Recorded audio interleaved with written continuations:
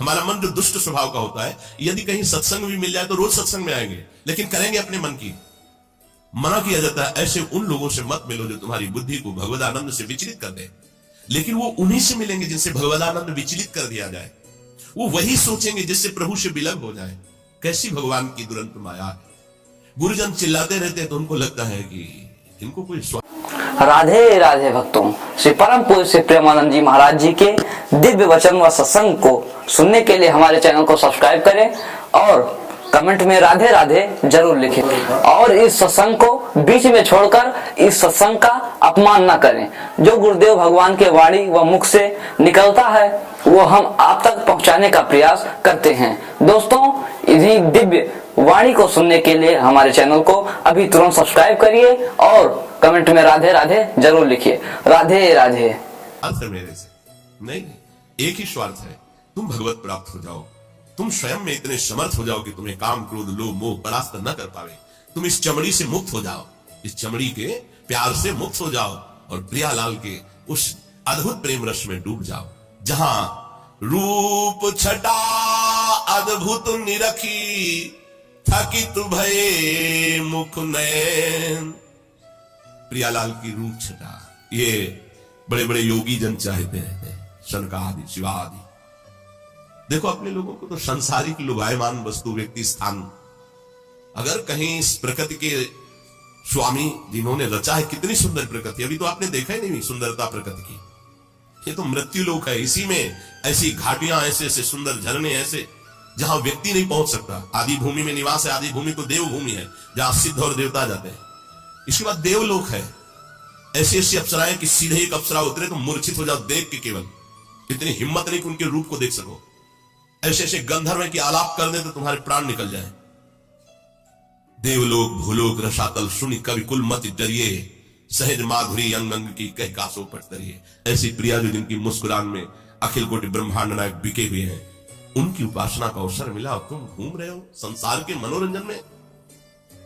आज इस होटल से बनवा के खावे, कल उस होटल से, मलाई तो बन जाएगा शरीर में यार। काहे को रसेंद्री को इतना चंचल कर रहे हो कि राधा नाम न जप पावे, ये प्रियालाल का यश कीर्तन न कर पावे। प्रार्थना है, मान लो अगर इससे तुम्हें सुख मिलता तो हम छूट दे देते। नहीं नहीं, देखो कई तरह से तुम्हारी हानि है। यदि तुम बाजार की वस्तुएं पाते हो तो लिख लो, कुछ दिनों बाद भयानक रोग से ग्रसित हो जाओगे, क्योंकि बड़ा छल कपट हो रहा है आहार में।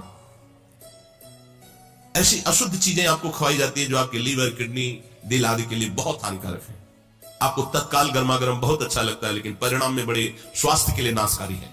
दूसरा, ऐसे लोगों के द्वारा बनाया जाता है जिनके हाथ कपाने पर आपकी बुद्धि भ्रष्ट हो जाए। न उनके आचरण पवित्र है, न उनका शरीर पवित्र है, न उनका विचार पवित्र है। उनका उद्देश्य केवल धन है और गर्मा गर्म आपके सामने बन के आया, आपको बहुत स्वादिष्ट बहुत अच्छा लगता है, लेकिन आपके स्वास्थ्य और आपके मानसिक स्वास्थ्य विचार इन सब का नाश करने वाला है।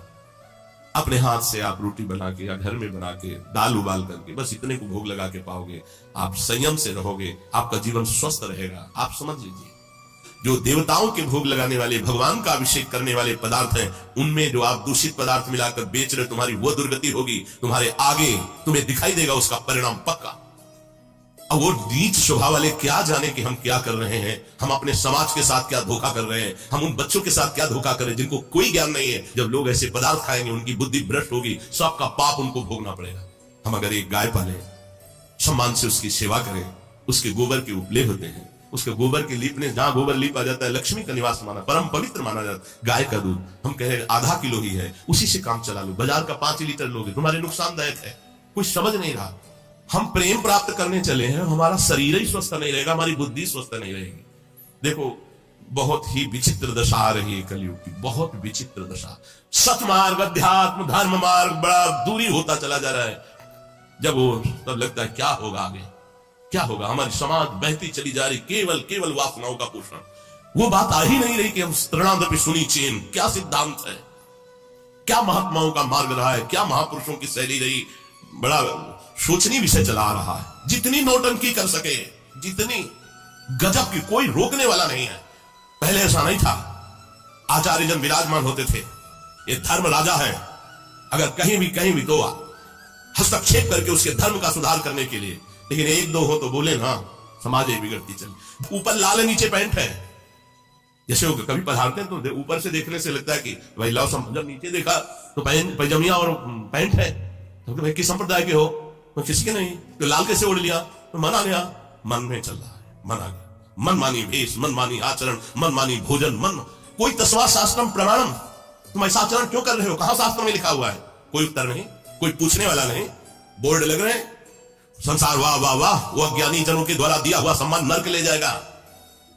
या मनमानी किसी की नहीं चली, ना हिरण कश्यप की चली, न रावण की चली, किसी की नहीं चली।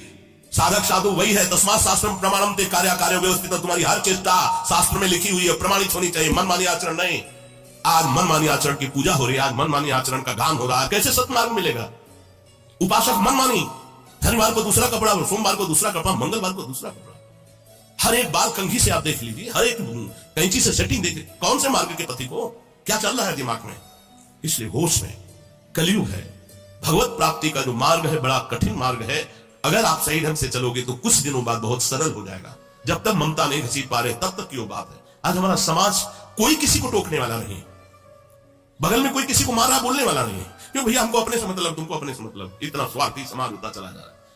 पहले हर आश्रम के बाहर जब संत सेवा और एक कोतवाल बैठते थे, हाँ जी आपका प्रेम पट क्या है, आपका धर्म पट क्या है? अब वो असली साधु है तो जान लाने, तुम्हें चलो वेश उतारो बाहर। कोई भी वेश धारण किए, कोई भी मांग रहा है वेश, बाबा जी अरे भगवान से भी नहीं मांगते हैं, मंगो भलो न बाप सुजो प्रभु राखे टेक। भगवान से भी कहते हैं कि लाला तेरे की जो इच्छा हो मांग ले। भगवान को आशीर्वाद देते हैं। ये संत वेश ऐसा नहीं, ऐसे ही रंग करो निश्वासर वृंदा विपिन कुल, लाडली उठारो अभी चल रहे समाज। हमारा चित्त इधर जाना चाहिए। ये चित्त की जो दिशा विपरीत दिशा में जा रही, हाथ जोड़ के प्रार्थना करते हैं, अगर भजन करके इस जन्म में भगवत प्राप्ति करनी है तो जो बड़ी समस्या में है, जैसे बाहर नौकरी पेशा, उनको तो खाना पड़ा। आप लोगों को यदि रसोई में सुविधा हो तो आप चाहे आटा की केवल रोटी बना के नमक से खा लो, लेकिन बाजार से ना खाओ। हमारी बात मान लो। जब प्रेम प्रकट होता है तो बोले रूप छटा अद्भुत निरखी, थकित भय मुख बैल, प्राण तहा पहिले गए, रोवत छाड़े नैन। रूप ऐसा हृदय में समा गया कि बस आंसू चलते रहते। कई बार गुरुदेव भगवान को देखा जैसे पद गायन जब करने, रोम रोम गंभीर, नेत्र लाल हो गए, चेहरा लाल हो गया, कंपायमान पूरा शरीर हो रहा, बड़े अद्भुत सामर्थ्यशाली, बड़े अद्भुत सामर्थ्य। फिर वो विवस्था, उनकी सामर्थ्य देखी, फिर वो विवस्था जब देखी, अहो भाग्य ने हमें ऐसे गुरुदेव मिले, अहो भाग्य ने हमें ऐसा संग मिला। प्राण तहां पहले गए रोवत छाड़े। अब तो प्राण प्राणनाथ ने ले लिया है, अब केवल नेत्र रह गए, वो रो रहे हैं। कभी देखो रोना आता है प्रभु के लिए। मुख पियराई फिर गई, बदली पर्यो तन रंग, प्रेम बेली जही पर चढ़ी गई, सबे सुधि भूल, एक कमल ध्रुव चाह को ताके उड़ रहे फूली। रूप ऐसा धस जाता है प्रिया प्रीतम का, फिर कभी निकलता नहीं है। अब क्या हुआ, खान पान कुछ अच्छा ही नहीं लगता है तो मुख पियराई फिर गई, जैसे पीलिया हो जाए तो ऐसा हो जाता है, क्योंकि खान पान कुछ अच्छा नहीं। तो घबराना नहीं कि शरीर में सामर्थ्य नहीं, अद्भुत सामर्थ्य, क्योंकि ये सब अध्यात्म बल है। मुख पियराई फिर गई, बदली परिवर्तन रंग, प्रेमियों के यही पते तन लटे कपड़े कटे। उड़िया बाबा जी कहते, कृष्ण शीस जटा एक बेनी, हृदय जपत रघुपति गुण श्रेणी। जब प्रेम स्वाद जिह्वा को मिल जाता है नाम का, तो फिर और कोई स्वाद अच्छा नहीं लगता। अब जब खान पान अच्छे पदार्थों का नहीं हो रहा है तो फिर तन जो है उसका रंग बदल जाता है, शरीर कृष्ण होने लगता है, चेहरे में पीलिमा आ जाती है, लेकिन आनंद बरसता है। ये आखिरी बातें हैं प्रेम की। और इसका उल्टा भी हो सकता है कि अगर विरह वाला नहीं आनंद वाला है तो बिना खाए पिए एक अद्भुत आनंद, एक अद्भुत तेज, एक अद्भुत कांति प्रेम का दो स्वरूप है। एक विराहाग्नि प्रकट करता है और एक मिलन का हर समय परमानंद बना रहता है। जिससे अपने यहां है कि प्रारंभिक साधक में विरह जरा सा प्रकट होता है, और जहां नाम वाणी की कृपा हुई तो तृपितन मानत नयन कुंज रंध अवलोकितन, यह सुख कात बने न, यह भी कृपा है। अश्रु यहां भी चलते हैं, निरखत नित्य विहार पुलकित तन रोमावली आनंद नयन सुधार, यह जो कृपा हरिवंश की, वो आनंद अश्रु होते हैं, बड़ी आनंद की उमगन में वो प्रिया प्रीतम के प्रेम में डूबा रहता है, तनिक भी जलन नहीं, एक विरह और एक मिलन। ये जो वृंदावन नित्य विहार है, यहां अद्भुत आनंद अश्रुओं की वर्षा होती है। प्रेम बेली जेहि पर चढ़ी गई सबे सुधि भूली, एक कमल ध्रुव चाह को ताको उड़ रहो फूल। प्रिया प्रीतम की रूप माधुरी देख रहा है, पर रूप माधुरी पान की चाह और बढ़ रही है। मैं एक ही चाह रह जाती है, बार बार देखना, देखते हुए भी अतृप्त रहना। प्यारी जू जब जब देखो तेरो मुख, तब तब नयो नयो लागत, ऐसो भ्रम होत देखो न कब होगी। ये अद्भुत प्रेम, प्रेम रंग तन मन रंगे, कहा समाई सुख और, रोम रोम पिय रमि रहो, बची नाही कछु ठोर। श्यामा श्याम के चरण अनुराग में जो रसिक जन डूबे हुए हैं, तो बोले उनका तन भी, ध्यान रखो, पहले तन पांच भौतिक निकृष्ट देह त्याग की भावना, देह का राग त्याग, अब जब लौट करके रंग आया चढ़ा, तो ये तन भी भगवत स्वरूप हो गया, प्रेम स्वरूप हो गया, ब्रह्म स्वरूप हो गया। क्योंकि ये ब्रह्म स्वरूप था, ये ब्रह्म स्वरूप है, ये ब्रह्म स्वरूप रहेगा। आप देखो, ब्रह्म मूल प्रकृति, महातत्व, अहंकार, त्रिविध अहंकार, पंचभूत, उसे रचित शरीर, शरीर छूटा, पंचभूत अपने अपने तत्व में, फिर अहंकार, फिर महातत्व, फिर मूल प्रकृति, फिर ब्रह्म, उसी में हो गया। ये तो था क्या?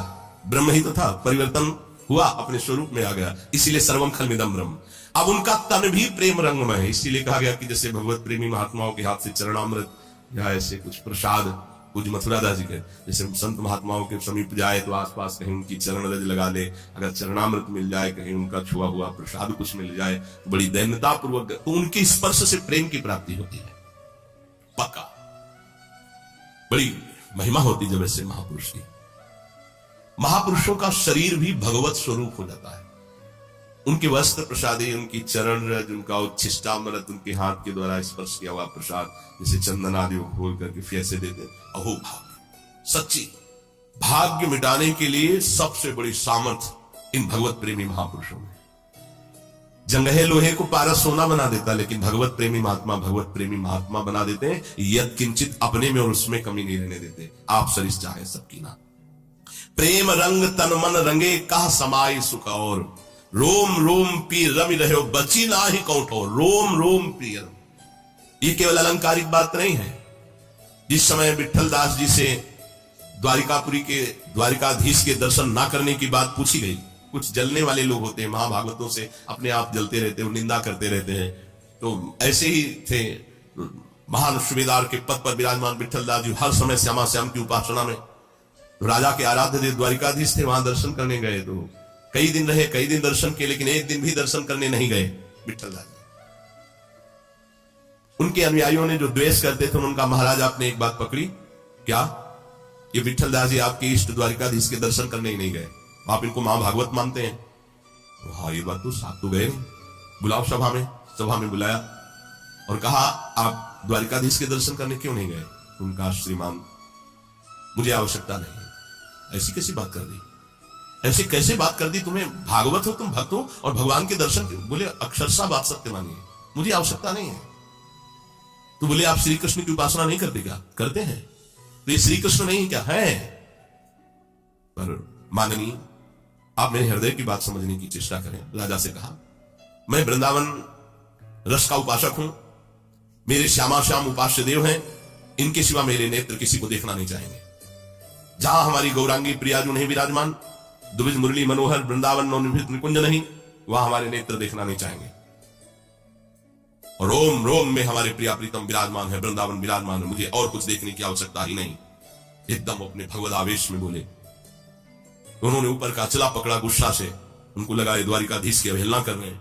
खींचा, कहा तुम्हारे रोम रोम में Vrindavan, Shri everyone Shri everyone Shri everyone Shri Hari. दृश्य बदल गया, गायब विठल दास जी और वहीं कुंज निकुंजों में लड़खड़ाते हुए प्रेम रस विभल प्रिया प्रीतम, वो नवीन रूप माधुरी तारुण्य प्रथम प्रवेश समय यस्या महाम। एक महापुरुष ने सबको तत्काल उसी क्षण प्रिया प्रीतम के दर्शन, चरणों में सब लौट गए, द्वेषी राजा, वहां जो और भी उनके सामंत थे, सब चरणों में लौट गए। उनका प्रभु मैं तो आपकी ऐसी महिमा जानता ही नहीं था, मुझे क्षमा कीजिए, आज के बाद कभी हमारा राज शासन आपके ऊपर नहीं, हम आपके घर दर्शन करने आएंगे, आप अपनी सेवा में विराजमान। निष्ठा, प्रेम रंग तन मन रंगे, कहा समाय सुख और, रोम रोम पिय रमी रही, बची नाही कहूं ठोर। कहा कहो गति प्रेम की, बढ़ी चाह की पीर, लोचन भूखे रूप के, भरी भरी ढारत नीर। एक कभी एकांत में बैठ के घंटा 2 घंटा नाम का स्वाद लो, फिर ये रंग तो आवे। भागे घूम रहे, देखो अंदर से भागे घूम रहे, बाहर से भागे घूम रहे, उपासक कहला रहे, भागे घूम रहे। अगर शरीर चेष्टा युक्त है तो मन आपका एक लक्ष्य है। देखने से ही पता चलता अंतर्मुख है कि बहिर्मुख है। कितने ऐसे साधन जिनके दर्शन से हृदय गर्व को प्राप्त होता है, सच्ची कहते हैं।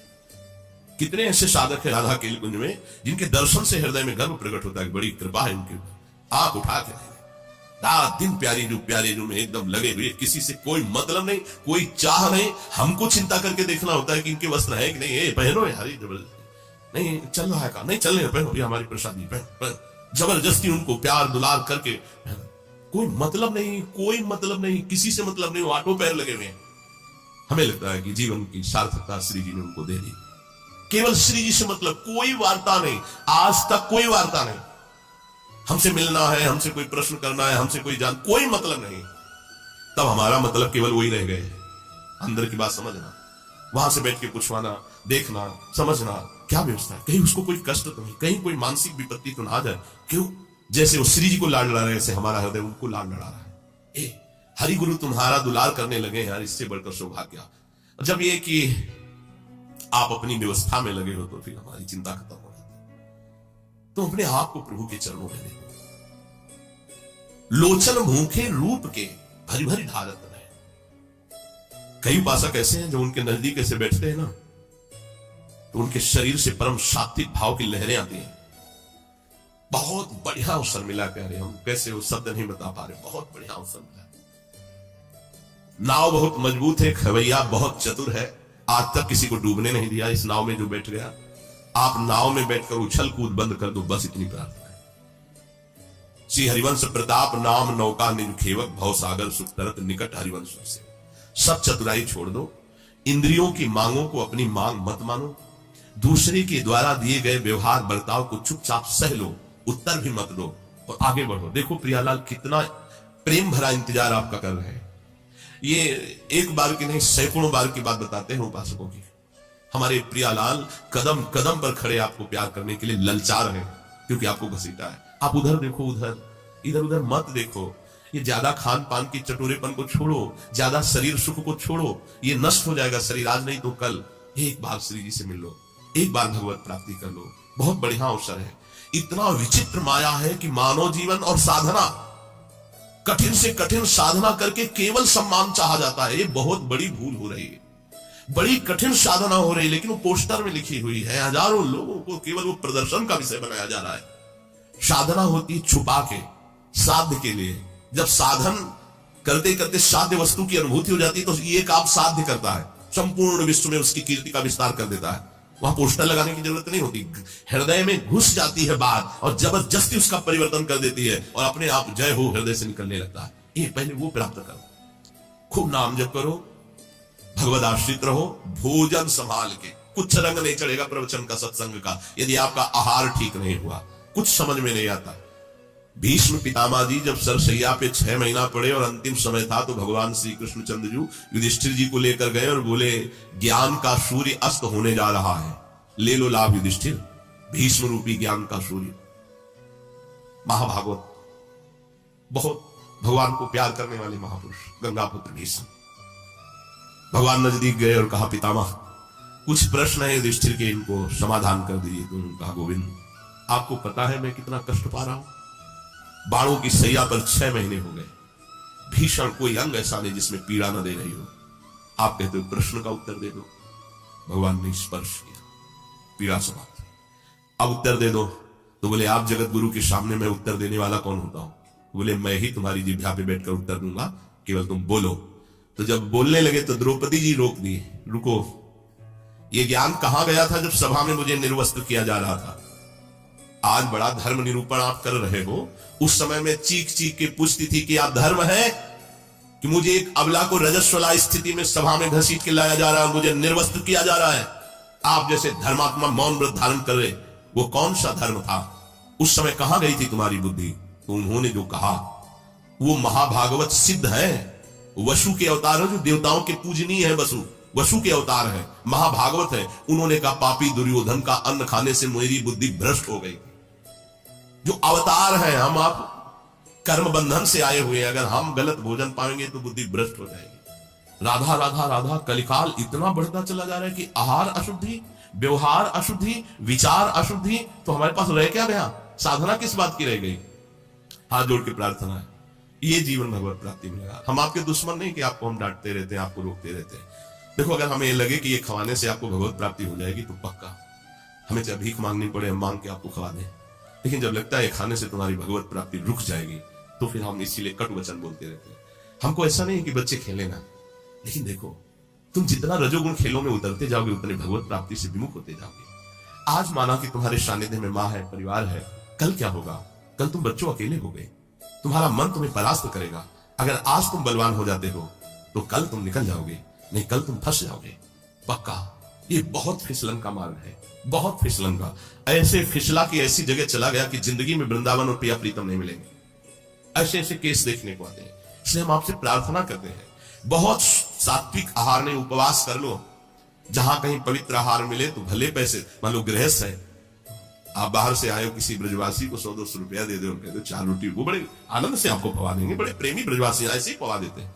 आप पवित्र भोजन करोगे, पवित्र जल पियोगे, पवित्र व्यवहार, पवित्र विचार, तो भगवान मिल जाएंगे यार, नहीं तो बहुत कठिन है। आज हम विचारों को जो देख रहे हैं, तो वो विचार इतने दूषित होते चले जा रहे हैं कि संभल पाना कठिन है, संभल पाना कठिन। गुरु, गुरु मंत्र, नाम, उपासना, गुरु प्यार, इनका महत्व ही नहीं रह गया।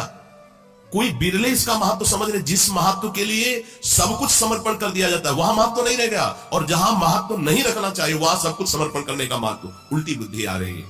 इसलिए वृंदावन की कृपा से, सत्संग की कृपा से अपने मन को हर समय राधा नाम में लगाइए और खान पान संभालिए। सबसे बड़ी जड़ है खान पान। दुर्योधन का संग केवल भीष्म पितामह के 6 महीना बाणों की सैया में पड़ने का संयोग बना दिया, नहीं तो भगवान के शरणागत का प्रारब्ध मिट जाता है। ये भी समझिए, अधर्म का संग देने के कारण पूरा का पूरा प्रारब्ध भोगना पड़ा। 6 महीना बाणों की सैया, वो तो महापुरुष है, लीला करके दिखा रहे हैं। हमें चाहिए कि हम इसी जन्म में भगवत प्राप्त हो। अधार्मिक प्रवृत्तियां हमारे अंदर बहुत बढ़ रही हैं। देखो ना, देखना अंदर झाके देखना। भोग विलासिता, संसारिकता के प्रति सत्य भाव, राग द्वेष, बैठकर राग द्वेष का चिंतन करना, ये हमें भगवत प्राप्ति नहीं होने देगा। इसी को रोकना है, इसी को, तभी